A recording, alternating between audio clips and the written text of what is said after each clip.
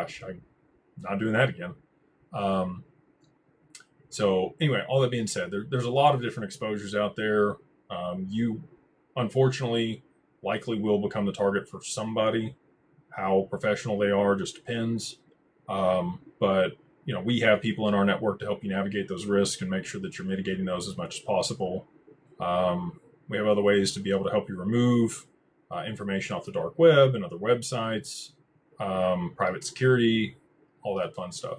So all the things that you don't really worry about now, but you might want to consider as things appreciate here, we've already thought through and we are prepared for. Brent, he says, hey, Jake, NFA thoughts, not financial advice, thoughts on XRP, using XRP ETFs for profits, never selling my holdings, or should I flip them for actual XRP? Thank you.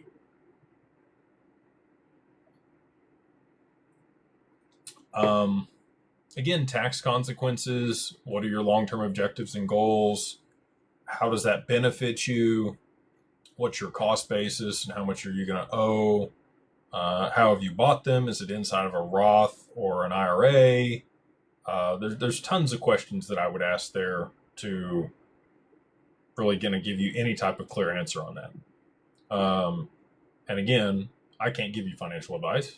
It's only going to be are the financial advisors that are licensed, have a Series 65, and are able to do that. They can really help you walk through that and navigate that situation.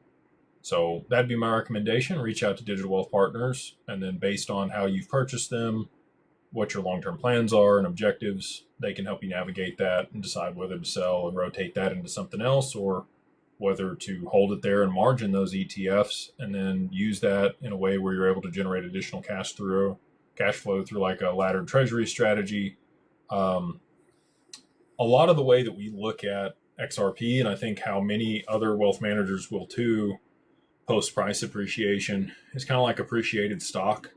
So many times founders or early investors in companies that have been very successful have significant positions. They're holding a lot of shares of a corporation that's gone public.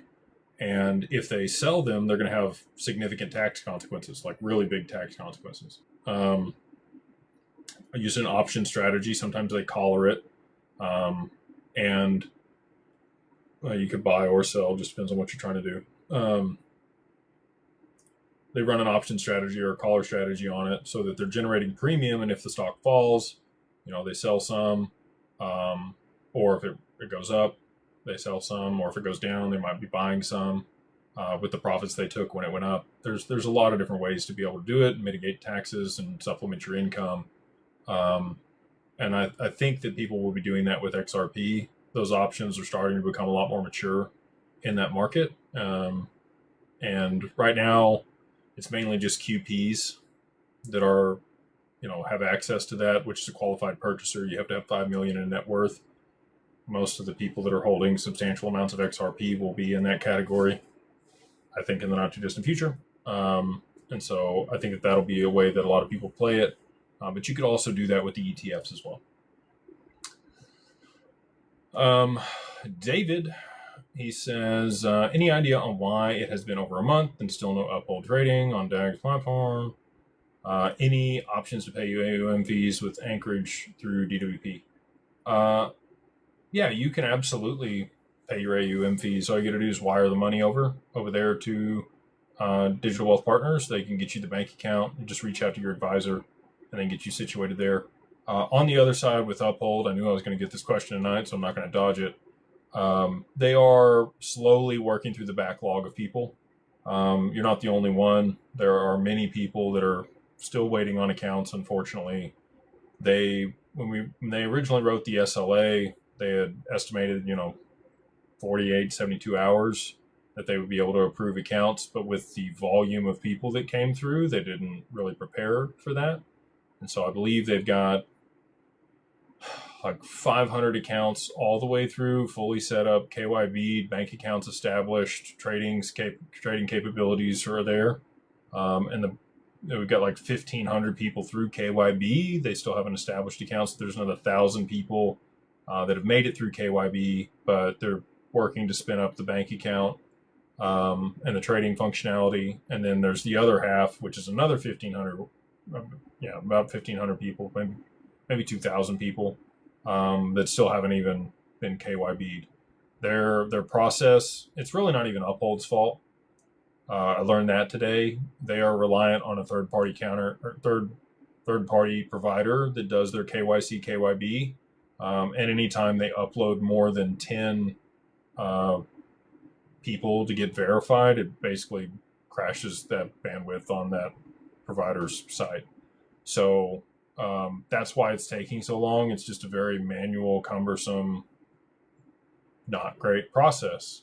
So, I'm sure that they're probably evaluating different partners at this point for that service because of the volume that we've put through there in a very short period of time.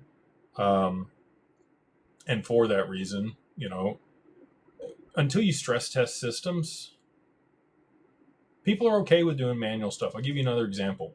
So when we first started working with what used to be Securitized before Anchorage acquired them and was originally OnRamp, which is kind of the TAMP platform they use, a lot of what they did was manual. And really, so we are the largest RIA for crypto in the world by orders of magnitude. And what I mean by that is the next closest RIA that manages crypto at Anchorage, total number of accounts at Anchorage for clients is like 25, 40, I think is like really getting it. So we have 4,000. So we're literally 100 times larger in client base than the next closest RIA in the world.